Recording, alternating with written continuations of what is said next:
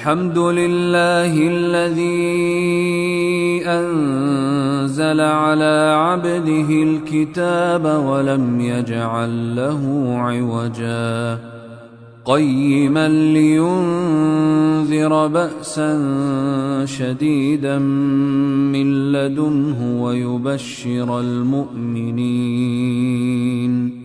ويبشر المؤمنين الذين يعملون الصالحات أن لهم أجرا حسنا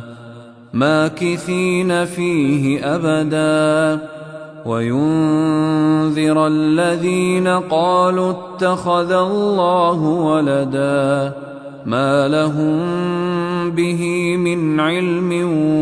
ولا لآبائهم كبرت كلمة